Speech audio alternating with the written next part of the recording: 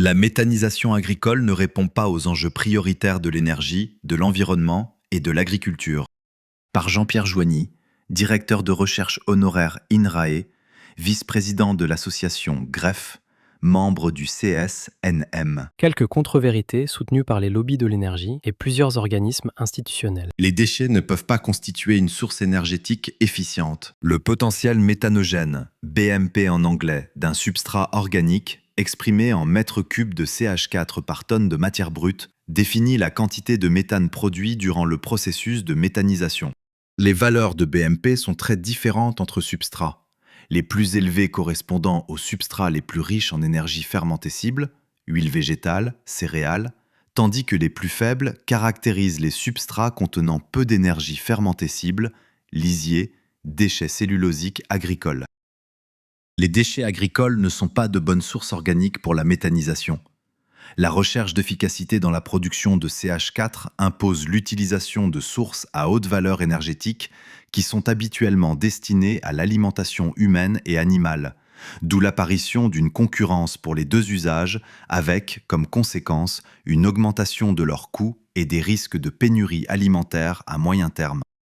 La méthanisation émet 3 fois plus de gaz à effet de serre que le gaz naturel pour produire la même énergie. J'ai effectué le calcul des émissions de gaz à effet de serre de chaque étape du cycle de vie d'une unité de méthanisation produisant 410 000 m3 de méthane injectés par an. L'unité est alimentée chaque jour par 50 tonnes de matière brute composée de lisier de bovin, de civeux et d'ensilage de maïs, ce dernier ingrédient représentant 15% de l'approvisionnement brut total, conformément à la réglementation française. Le détail des calculs est présenté dans le document 6 du livret de la méthanisation agricole sur le site internet de l'association GREF. Il faut noter ici l'aspect imposant de la différence entre notre valeur, 705 kg de CO2 équivalent mégawattheure, et celle de l'ADEME, 23,4 à 44,1 kg de CO2 équivalent mégawattheure. Cette différence s'explique principalement par le fait que l'étape 10 de combustion du biométhane n'a pas été comptabilisée par l'ADEME au prétexte qu'il s'agit de CO2 dit biogénique, issu des plantes introduites dans le méthaniseur qui photosynthétise le CO2 atmosphérique, que le niveau des fuites de biogaz a été sous-évalué, que l'étape 2, culture des intrants, n'a pas été comptabilisée au prétexte que ces cultures existent avant l'implantation du méthaniseur, ce qui est faux. Étape 1, 5 kg. 2, 77 kg. 3, 0 kg. 4, 20 kg. 5, 245 kg. 6, 20 kg. 7, 3 kg. 8, 3 kg. 9, 5 kg. 10, 327 kg. Total 703 kg de CO2 équivalent mégawattheure. L'implantation d'un méthaniseur sur une exploitation agricole diminue significativement la quantité de carbone stockée dans les sols. Ce résultat a des conséquences majeures sur l'évaluation de la méthanisation. La méthanisation mobilise des surfaces agricoles qui ne sont plus disponibles pour assurer la sécurité alimentaire du pays. La production de 30 TWh de biométhane en 2030 mobilisera 0,92 millions d'hectares de terres arables pour les cultures des intrants et les infrastructures, ce qui représente 5% de la SAU des terres arables ou la surface totale de 1,7 départements français. Une telle pression sur les terres cultivables entraînera une augmentation de leur valeur marchande.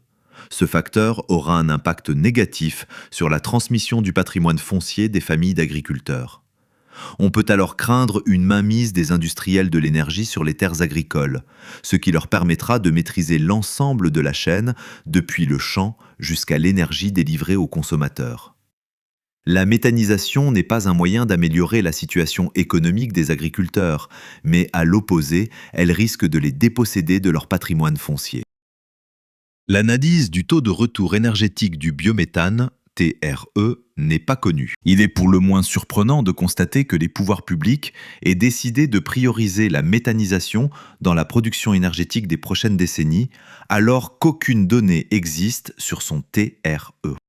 Le fait que le bioéthanol soit issu de fermentation de substrats à haute valeur énergétique, canne à sucre, betterave sucrière, amidon de céréales, lui donne un avantage certain dans le rendement énergétique de la biotransformation par rapport à la méthanisation. Selon l'OPSST, le TRE du bioéthanol varie de 0,8 à 1,7, ce qui m'amène à proposer la valeur de 0,7 à 1,0 pour le TRE du biométhane.